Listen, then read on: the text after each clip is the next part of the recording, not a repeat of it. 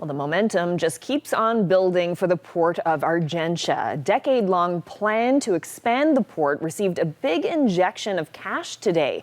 Here now, Terry Roberts reports.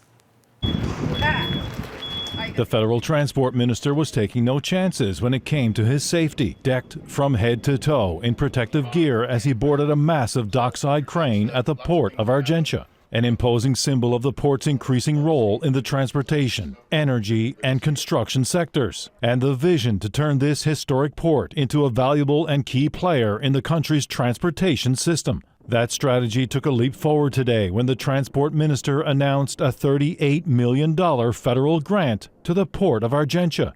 This work is critical because it will allow the port to accommodate more trade volume, handling, and storage, which will improve operations and increase economic growth in the region.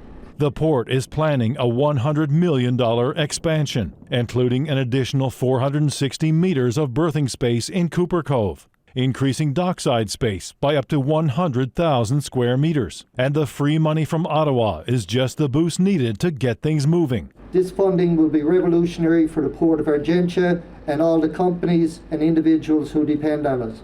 The geotech work has been done. The environmental approval process is getting started, and this shoreline could look much different very soon. So we hope to be ready and buckets in the ground working in the next year and a half for sure, absolutely.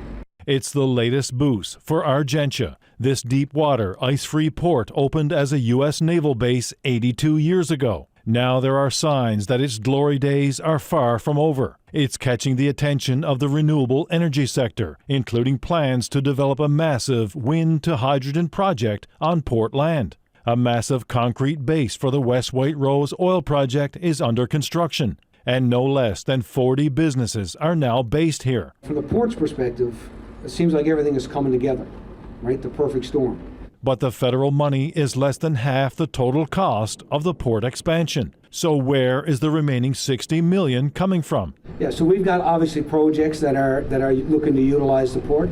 Port infrastructure is going to be a requirement, so we have got partners that are going to pick up the shortfall. There was a notable absence of provincial politicians here today, but the port CEO says stay tuned on that front. But that absolutely is a critical element to this project, and provincial partnership is required.